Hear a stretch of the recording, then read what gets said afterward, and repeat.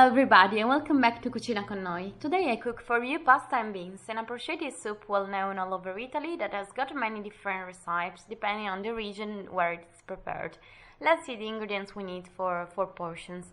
800 grams of fresh Borlotti beans to shell, from which we will get about 400 grams of beans, half an onion, 30 grams of lard, bacon or ham fat, a carrot, a stick of celery, a bay leaf, a clove of garlic, 2 peeled tomatoes, 200 grams of short pasta, 4 or 5 spoons of extra virgin olive oil, salt and pepper.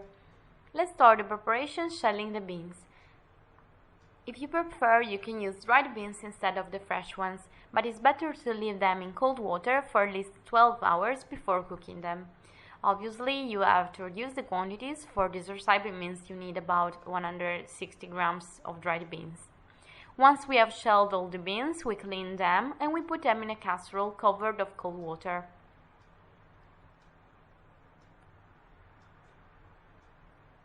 Let's add the aromatic elements, the bay, the clove, garlic, half of the celery and the carrot cut in pieces. So we put the casserole on the stove and we boil it. Meanwhile, we can mince the celery, the carrot and the onion and the lard. We lower the heat and we let simmer until they get cooked. It will take us 25-30 minutes. In the case of dried beans, the cooking time is longer, it takes about 3 hours, so you better to increase the water quantity.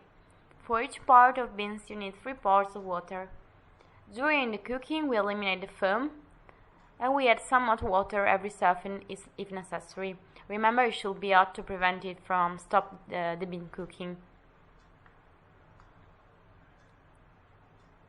At this time the beans are cooked, so we turn off, we add some salt and we take the aromatic elements off. We only have to prepare the pasta and beans, so we put the casserole on the stove and we add the half of the oil.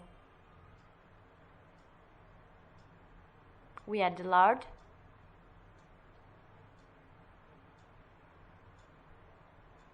and we let it melt. We add the celery, carrot and onion.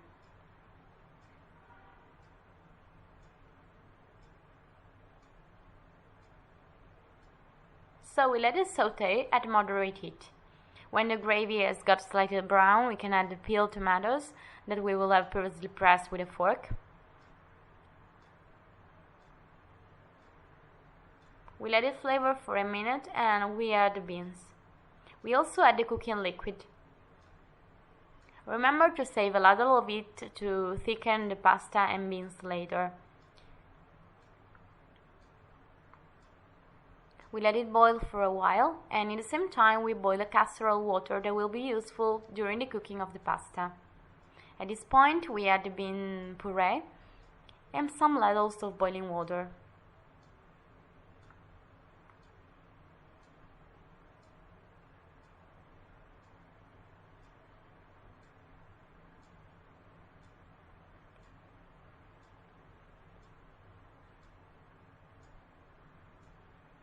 Then we add the pasta.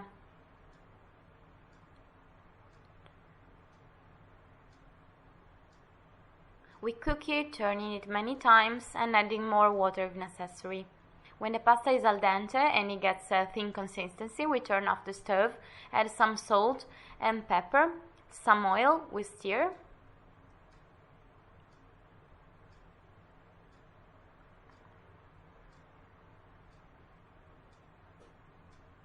We cover with a lid and we let it rest for a couple of minutes to level the flavors.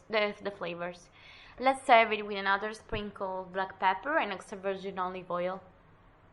To make it even more tasty, you can add a bunch of rosemary during the cooking. Bye from Sonia and see you to the next recipe.